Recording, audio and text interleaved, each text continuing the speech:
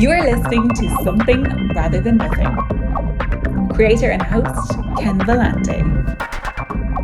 Editor and producer, Peter Bauer. This is Ken Vellante with the Something Rather Than Nothing podcast, and very excited to have a conversation now with Brandi Milne, who is a lovely artist, vibrant works, very well known and loved. Brandi, welcome to Something Rather Than Nothing. Hello, thank you so much for having me. I'm very excited. Yeah, and we're going to get into your art and into you as a creator and focusing on creators. A cool question I like to ask. So Brandi, you're born. Are you an artist right when you're born? Yes, absolutely, 100%.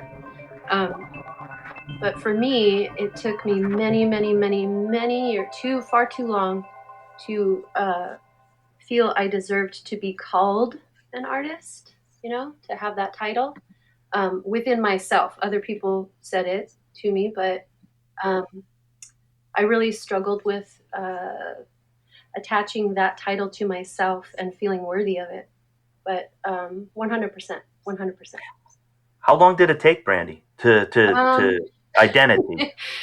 I'll say, let's see, 40 years. Yeah. That's a long time, right? Yeah, I don't mind long times. That life's like that, right? Right. So, yeah. It turns out. Yeah. Yeah. Well, I mentioned on the podcast a bunch, like I started painting or seeing myself as an artist like 3 years ago, and I'm 48. So right. Long stretches are fine. Yeah. Long stretches are fine. Yeah.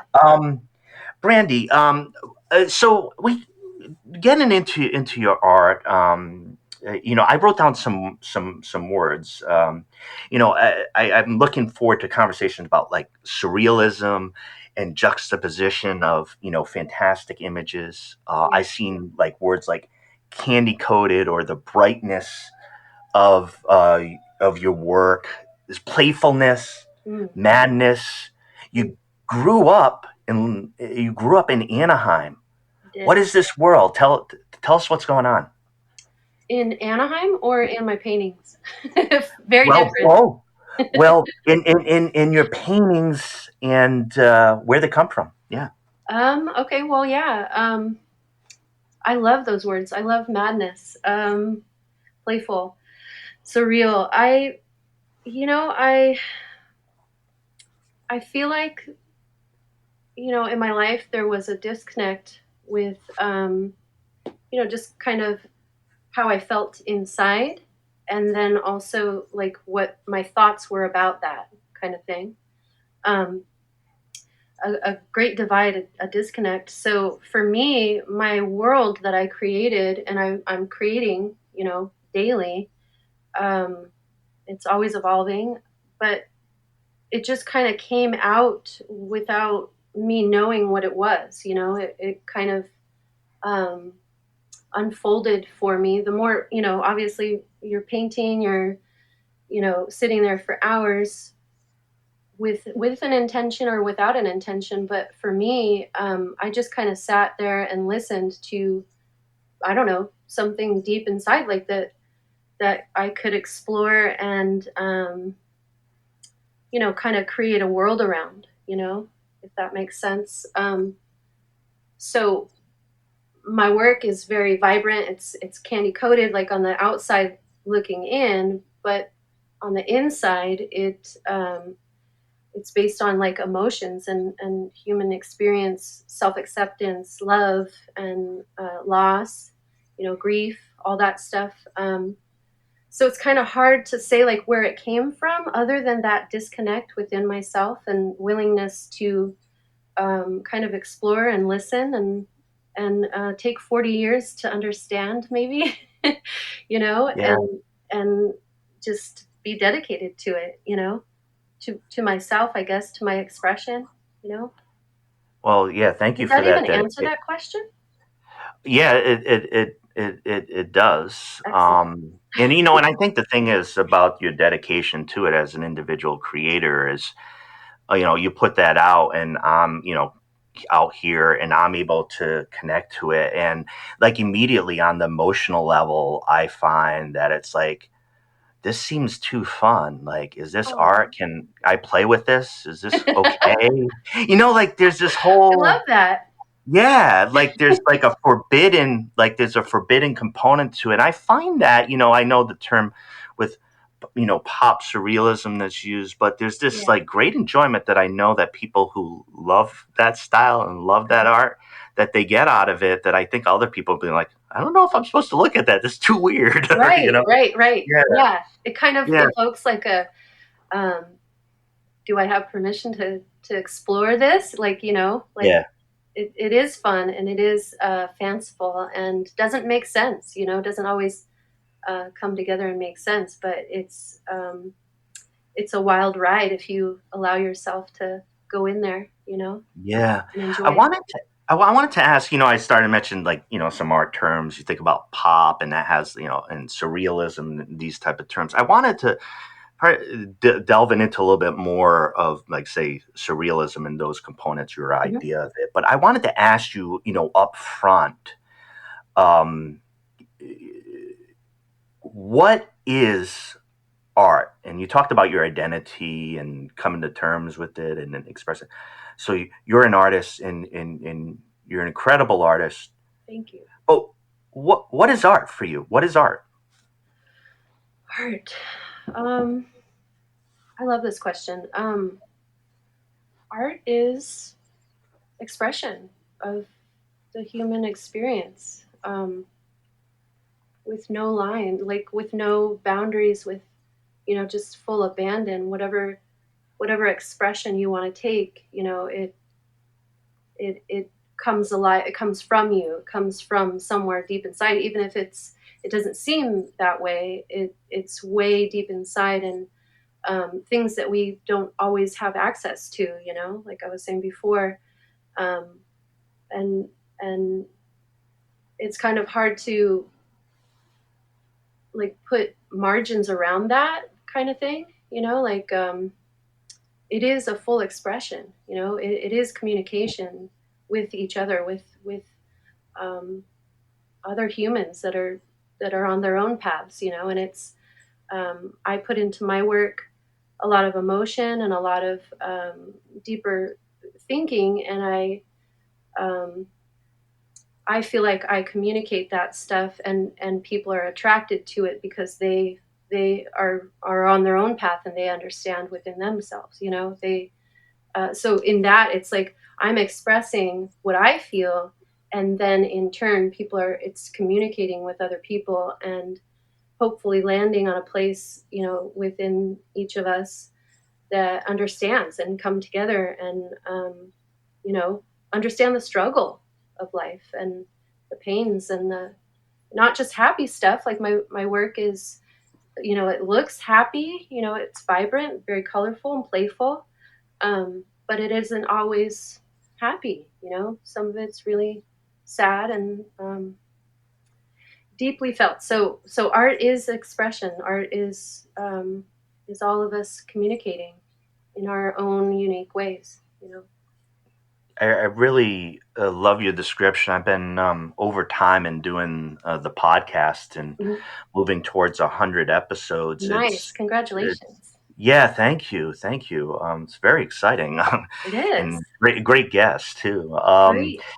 But the things I keep hearing are language, communication, Uh-huh. emotions, right? And I'm so deeply interested in that, as somebody, as an artist or somebody trying to express themselves, feeling hampered or inadequate or not being able to communicate in other ways, and Yeah, having a lot of stuff to communicate, and being like, oh crap, I think artists, like, can talk in a different way, and yeah, connecting to that language is transformative. And right. so I loved your description of it. I'm also an organizer, so it sounded like a little bit contagious. And this person's going to talk about it, and this person's going to talk about it. Yeah, So yeah, Yes, totally. I totally agree with that. Art is language. Art is language. And for a Yeah. lot of us, like you just said about, having a lot to say, but not knowing how to say it, that totally resonates with me. And that's how I found my art is that I just, I didn't know how to say things, in my life, throughout my life. I didn't know how to say, and I kind of hid all that stuff in the art, and that was my first language, if that makes sense, Oh, yeah. Well, so and we just talk about what art is. I wanted to ask a follow up question related to what you said about the role of art, and it's a it's a big question, but Mhm.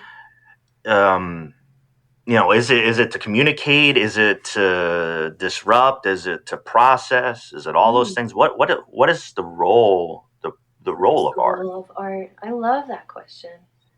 I know art is extremely important. um, and I suppose that art has a different role in everybody's, in everybody's life. Lots of people don't even pay attention to art. They can't feel art,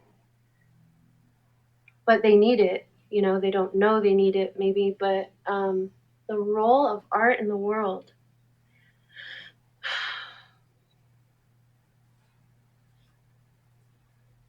Honestly, I feel like it is just that it goes back to that feeling of like communicating that we're not alone. That we're not alone.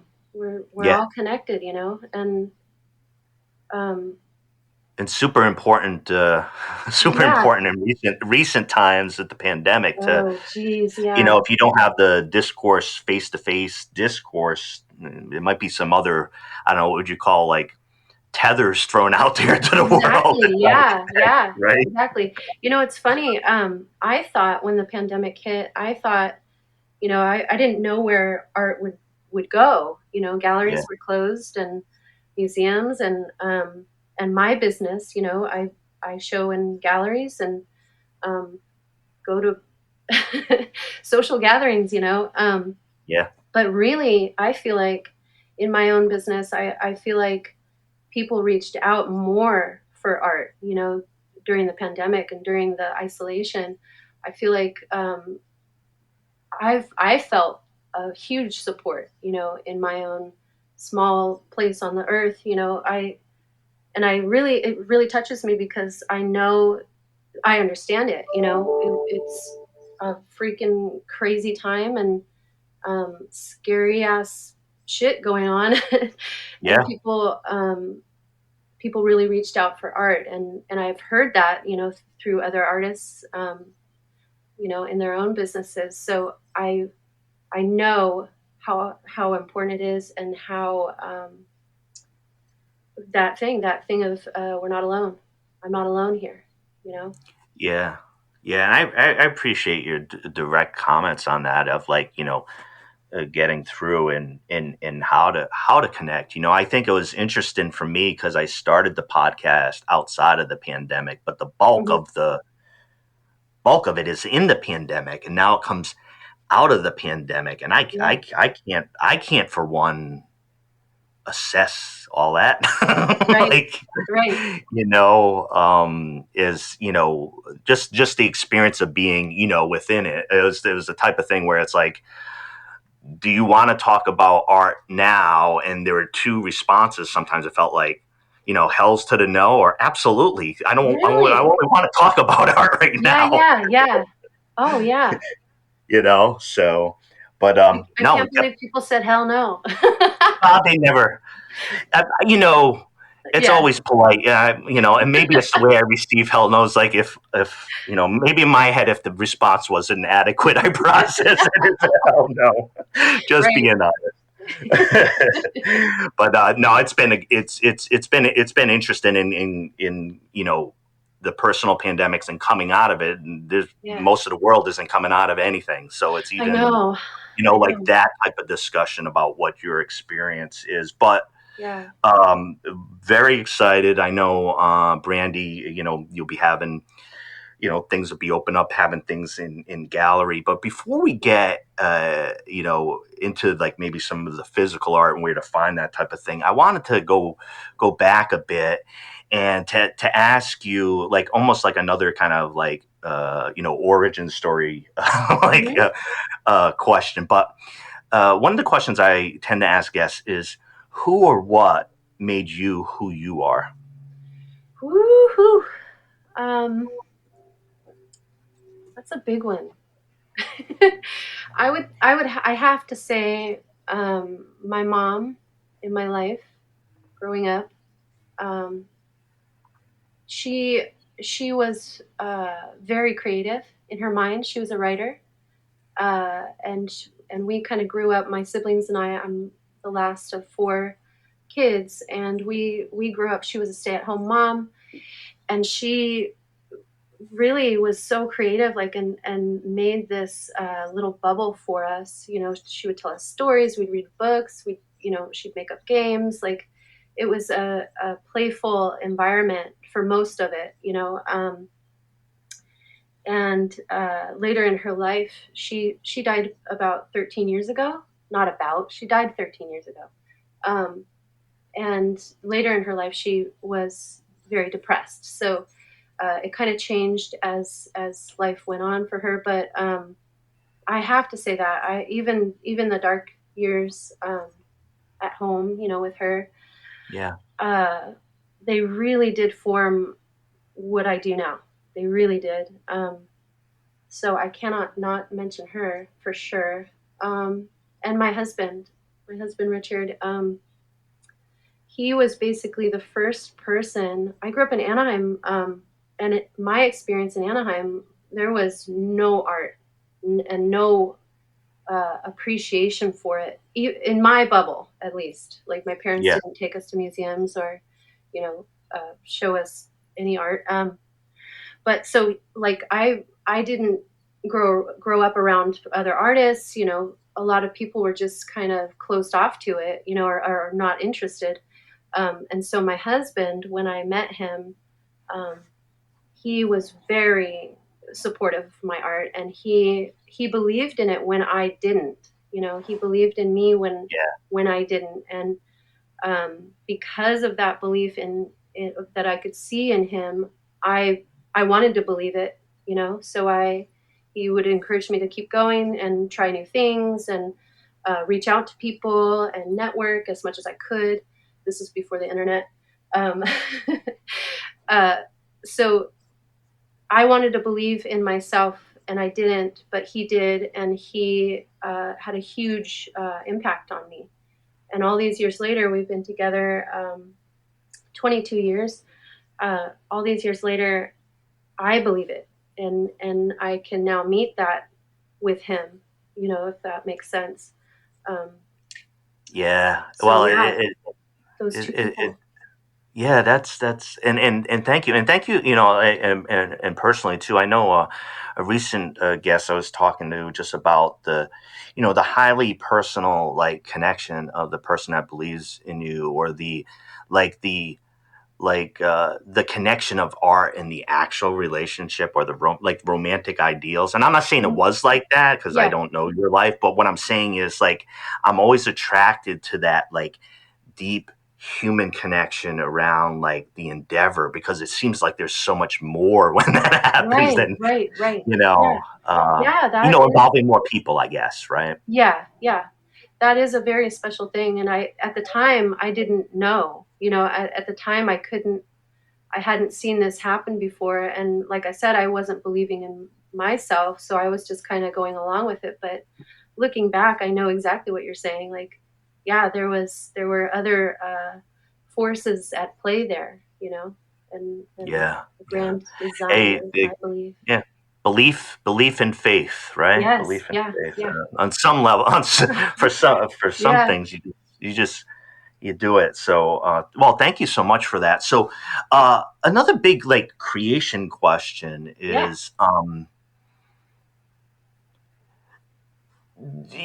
as a creator and seeing yourself as an artist and more as your identity as you've gone along, do you ever step back and say, why am I creating? Like, who's it for? Why do we create as humans? What are we trying to do? Yeah, like what's the point? Yeah, like what are we up to? What am I doing? What am I doing here? Yeah, I do. I think that's a good question to ask, like yourself, and when it comes up, it can kind of feel scary, like a crisis. But I think it's very important to ask yourself, what am I doing here? What is this for?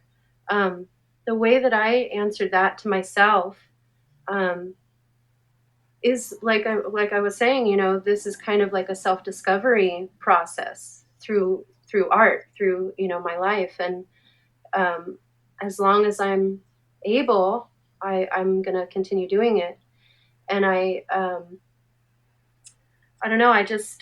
So the process is for me, the process of all the hours painting, all the thinking, the looking, the searching for inspiration or whatever. That is all for me. And then when I put it into a group show or a solo, like a gallery, or it goes on display somewhere, that does something for other people. That's not for me anymore. Does that, like I have the process, and that is my, way to look into myself. And then I give it to the world, so to speak. And and so from there, wherever it goes, whoever it touches, whoever sees it, whoever, spends time with it or is thoughtful about it, then they get something. They get something for themselves, Are there pieces you feel like that you need and you couldn't give up? Yeah, definitely. Yeah. You don't have to tell us what they are, but these are things that never, like, they never extend beyond you. They're for you, and they don't go out there, right? Yes. And when I first started showing professionally in galleries years ago, I really struggled with that, because it is such a personal thing between myself, and how do I invite people into that or put it up on a wall, and what does the relationship become, kind of thing? Am I looking for attention? Am I looking for, am I inviting people to criticize me? What am I doing? So I had to learn early about just kind of giving it out, like giving it back to the world, or separating my part from the world's part. Yeah.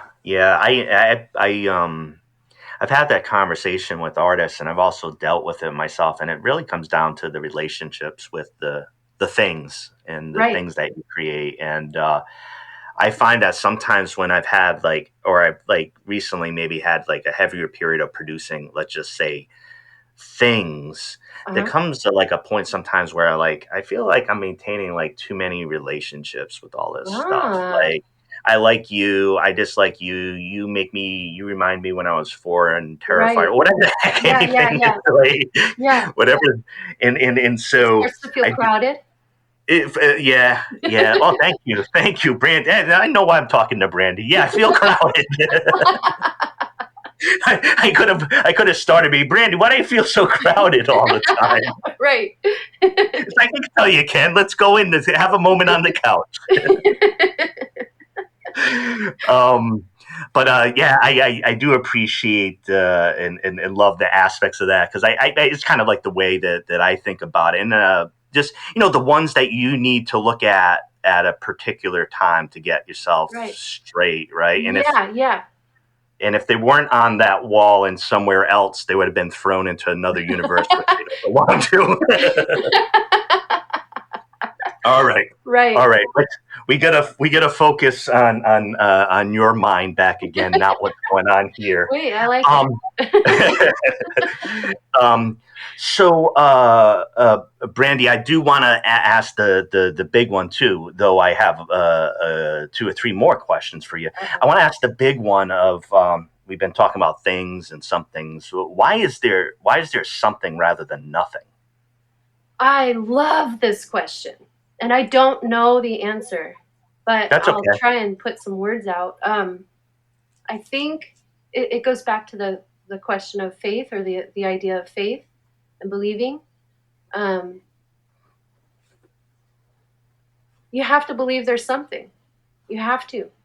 If you believe there's nothing, which I have in my life, um, very severely, well, what good do I do in the world that way, in that mindset? Mhm. I didn't do my best in that, under that, like, set of beliefs of there is nothing. Um, so I believe there's something. I believe there's something. There's whatever reason, whatever role art has, whatever uh, role we have, what communication, what does it mean, what is it for? I'm not sure, but I know we're here and we're doing it and we're able to, and we create things, and we can think and we can feel, and those things are very important, and they're it's a miracle. And I um, to have a belief that there's nothing, well, you're missing everything. You're missing Yeah. everything. If you just if you think about like like it could count like sound lame, but if you look at like just a flower, there's lots of them around. You walk by Mhm. them, you don't pay attention, but if you really do look at that and you think, what is the purpose of this thing? Nobody's going to even see it, but it's beautiful and it's alive, and it's giving us something, Yeah. well, that's It's alive. something. That's something. Yeah, it's Alive. giving us life, like Yeah. literally life. Um, well, that's something. That's not nothing.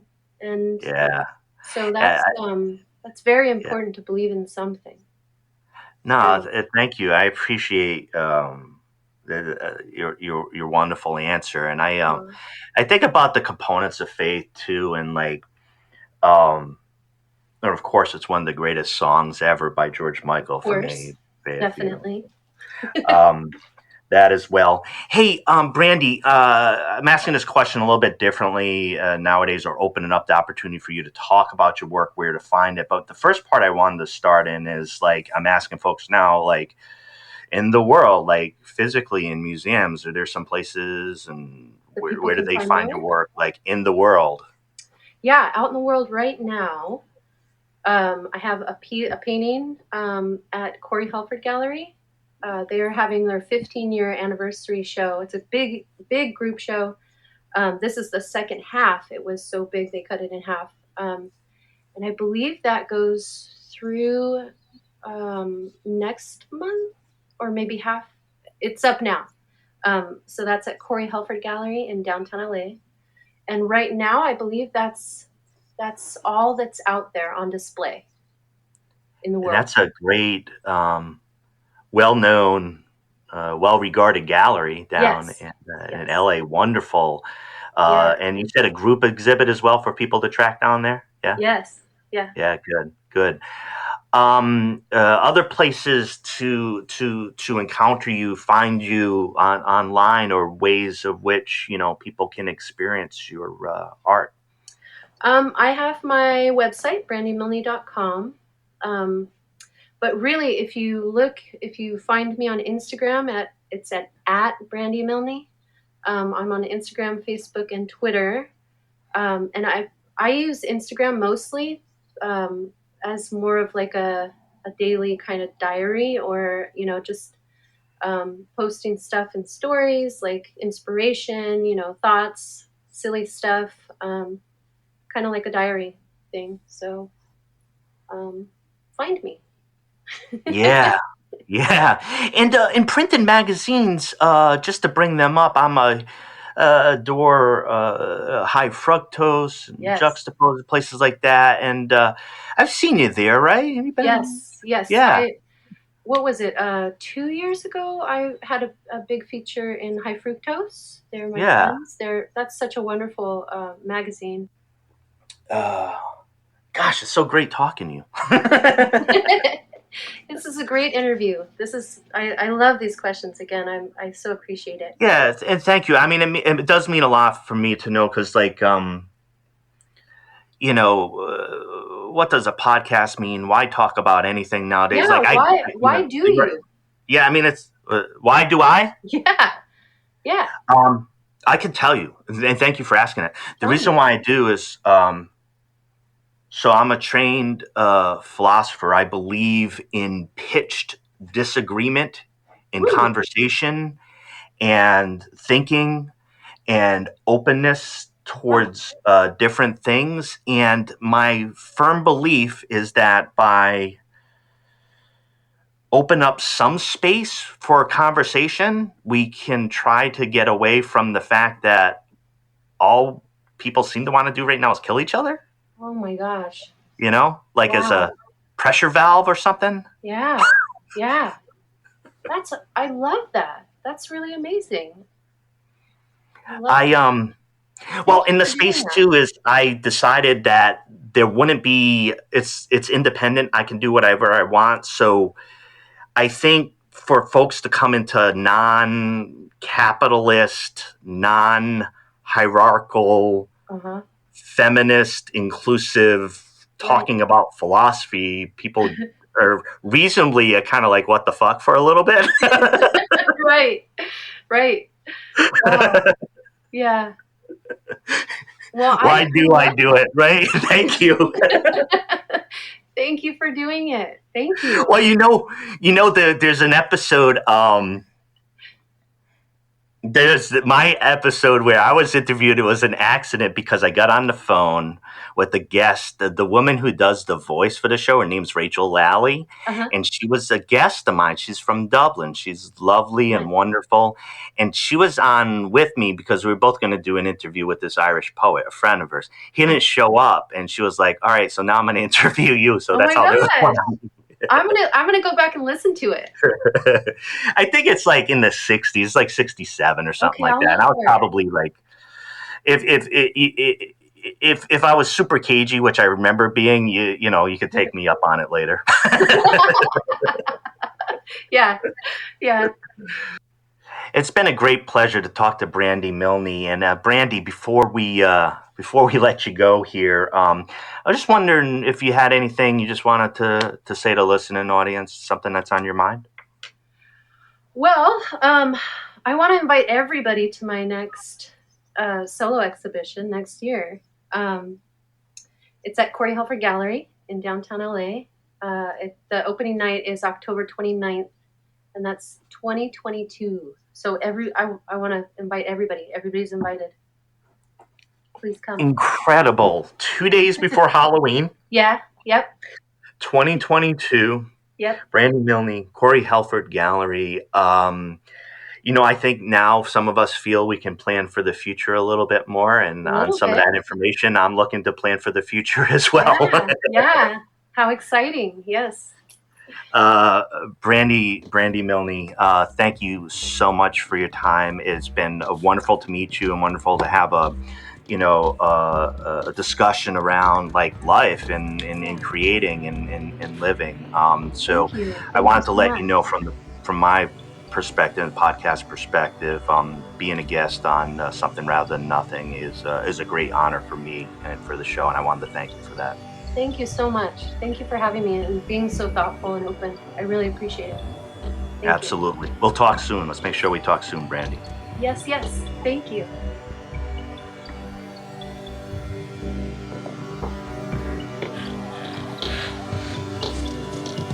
This is Something Rather Than Nothing.